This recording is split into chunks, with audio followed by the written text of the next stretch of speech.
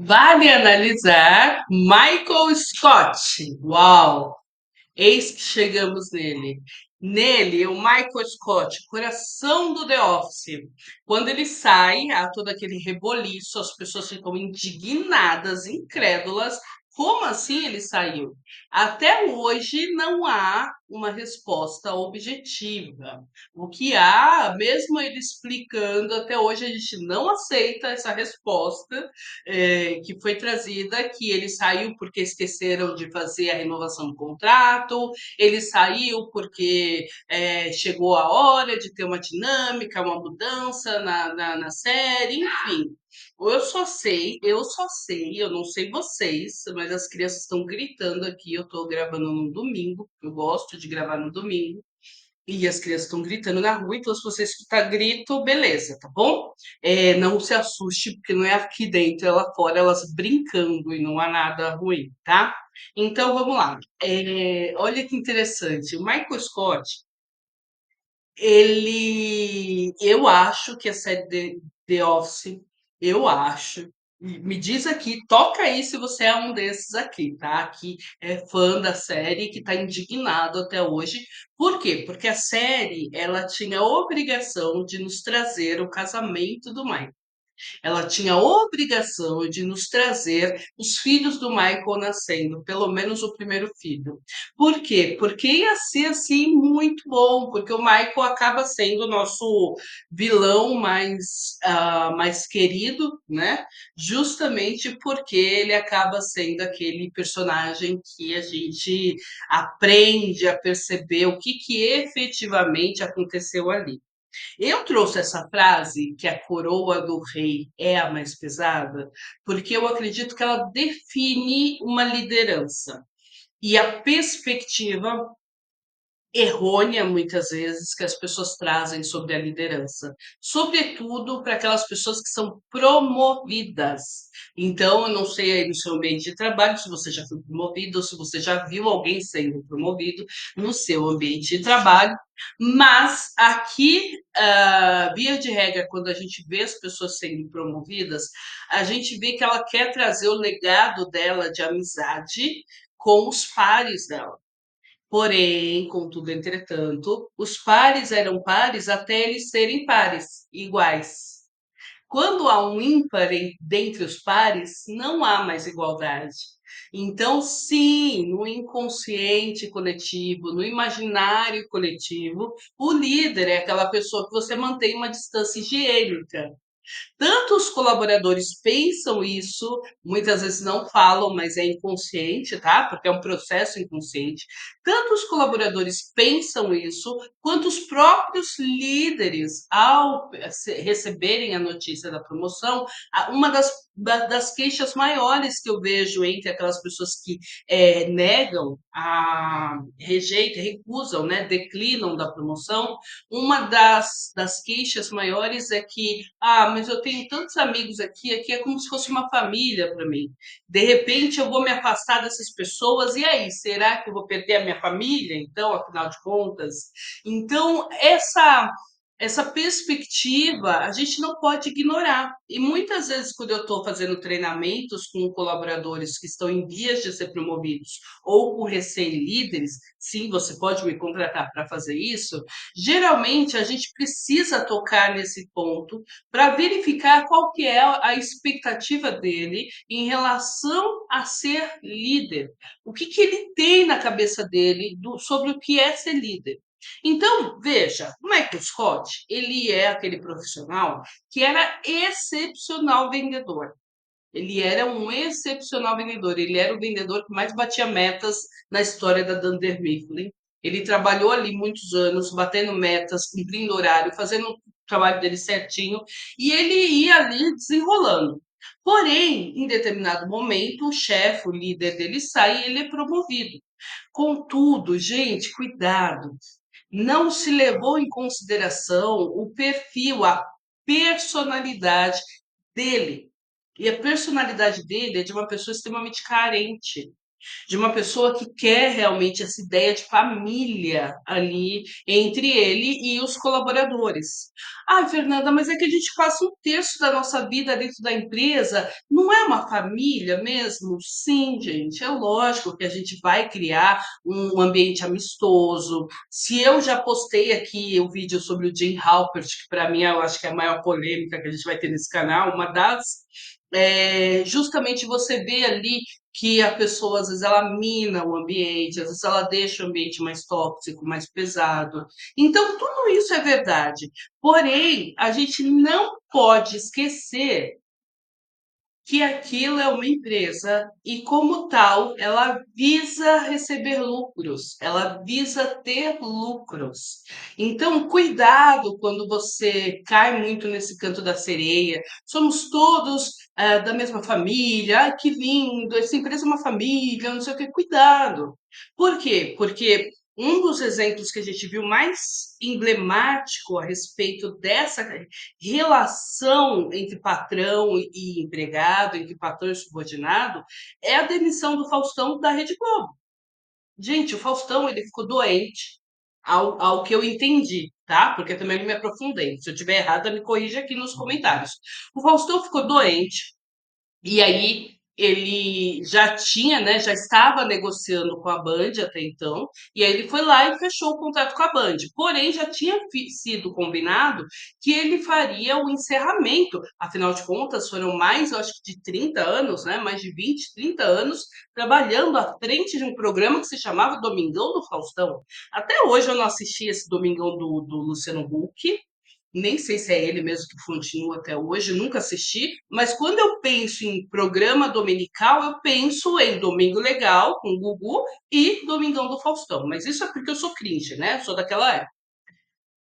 Dito isso, quando o Faustão, então, fechou o contrato, ele já ia realmente fazer essa transição de carreira, mas ele tinha conversado com a liderança que, em homenagem ao tempo que ele ficou lá, em homenagem ao público, em homenagem a tudo, ia ser feito um encerramento, um fechamento. E ele fica doente num dia, no dia seguinte já é substituído. Não se fala mais em Faustão, nunca houve Faustão aqui. Fala o quê? Quem é? Não sei, não conheço, não ouvi falar.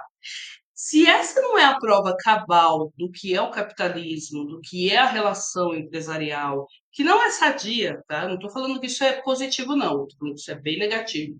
Mas se essa não é a relação cabal de que você tem que cuidar da gestão da sua carreira, para você não ficar na dependência de expectativa de promoção da empresa, que geralmente não vem, porque eles vão promover outras pessoas que para eles parecem que são mais interessantes do que você que está ali se empenhando. Enfim, se você não olha para isso, infelizmente você acaba caindo no canto da sereia, de achar que aquilo é uma família mesmo, e aí a gente vê o número de afastamentos por ansiedade, por burnout, por depressão aumentando cada vez mais. Por quê? Porque a pessoa vai sofrendo assédios, pequenos assédios morais diários, dioturnos, e ela não percebe que está sendo assediada ali.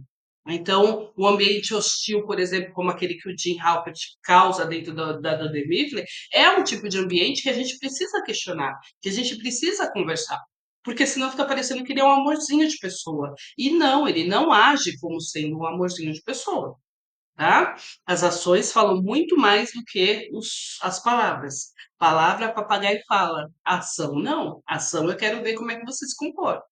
Veja, o líder, então, no caso do Michael Scott, ele era uma pessoa carente, mas como ele estava ali vendendo, e você pode ver que nos momentos em que ele tem que vender, ele vende. E, por incrível que pareça, tem até um episódio desse que o Wallace chama ele na empresa, chama ele lá na matriz, para perguntar como que ele consegue ter tanto resultado, que ele deve estar fazendo alguma coisa muito mirabolante, porque ele tem tanto resultado, e as outras unidades com gerentes que têm MBA, que tem não sei o que, não sei o que lá, títulos, não têm o resultado que ele tem ali. Veja que interessante.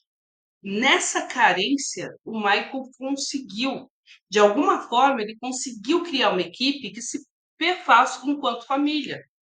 Então, a história do The Office ela vai numa crescente na qual eles vão construindo realmente essa relação, que fica uma relação de pessoas que trabalham ali o tempo inteiro juntas. E ele não consegue explicar, porque ele não consegue perceber o que ele faz. Ele só sabe o que ele faz. Então, nesse ponto, o que que a gente precisa observar? Gerentes, diretores de RH, CEOs, vai promover alguém, por favor, verifica quais são as habilidades que você precisa desenvolver nessa pessoa. Se eu estou contratando um líder que é extremamente carente, que quer ser boa praça, que quer ser bonachão com todo mundo, que quer fugir da responsabilidade, Michael fala: olha, eu vou ser bem sincero, eu quero os louros das ideias, mas eu não quero os ônus das ideias. Então, eu quero os bônus, mas eu não quero os ônus. Né? Então, o que que acontece aí? Ele não quer assumir a responsabilidade. Ele não quer assumir o quê? O peso que tem a coroa do rei. Quando a gente fala que essa frase, né, a coroa do rei é mais pesada, é nesse lugar de que, olha, amigo, a responsabilidade é sua. Se der bom, foi você que fez. Tanto é que é ele convidado para falar sobre o que está dando bom ali. Se der mal, se der ruim, também é responsabilidade sua. Então a gente vai tentar identificar. Nesse caso aqui do Michael, ele não sabe. Ele não sabe. Ele passa ali anos e anos sendo gerente daquela empresa, onde ele não vê perspectiva de crescimento nenhum e ele não quer sair dali daquela filial. Anos e anos passando por isso e ele não sabe o que ele faz de bom. Ele não sabe o que ele faz de ruim. Ele simplesmente não sabe, ele simplesmente vai fazendo. Nesse atropelo de vai fazendo, vai tornando justamente aquele lugar em que você não consegue dar promoções pela meritocracia efetiva. Você dá promoções por quem te puxa mais o saco, por quem parece mais bonachão, por quem parece que vai continuar ali agregando. Quem não parece, você vai deixando ali, fica ali estacionado. Entende? Então, assim, vai promover alguém, verifica quais são as habilidades necessárias interpessoais, que é dela com as outras pessoas, e intrapessoais, que é dela com ela mesma. Quais são as habilidades necessárias para ela assumir esse cargo? E você que está sendo promovido, quais são as habilidades que você percebe que um líder deveria ter? Que tipo de liderança você quer exercer? Se for aquela liderança do Dwight, eu mando, todos me obedecem, eu sou o rei daqui. Então tira essa ideia da cabeça, porque isso é bobagem, tá? Isso não existe. Se essa liderança do Michael de todos são meus filhos e eu que alimento e eu que mantenho, eles têm que manter, ficar embaixo da minha asa, também tira essa fantasia. Porque isso, os dois polos, né? Ou aquele que quer ser autocrático, que quer mandar, decidir, ou aquele que quer carente, que quer ficar servindo, que quer ficar ajudando, que quer ser um pai da equipe, ambos estão errados. Há um lugar aqui no meio. É sobre esse lugar no meio que você precisa desenvolver suas habilidades para ser promovido e precisa você, gestor, contratar pessoas, e aí me contrata para desenvolver as habilidades da equipe, das pessoas da equipe que podem ser promovidas, tá? No mais, The Office é uma das minhas séries preferidas, quando eu quero assim relaxar, sem pensar em nada, tô aqui cansadona, não quero ler, não quero fazer mais nada, só quero desligar o cérebro mesmo, eu ligo no The Office porque eu sei que é risada garantida. Politicamente incorreto, tá? Porque as piadas ali não são piadas legais, mas faz a gente desopilar, faz a gente relaxar, a gente dar risada, enfim. Me conta aqui, qual é o seu personagem favorito do The Office? Se inscreve no canal, dá pra ver que você tá me assistindo, não tá curtindo e não tá assistindo, não tá se inscrevendo no canal. Por que tu fazes isso comigo? Eu sou carente também, por favor, ajuda eu.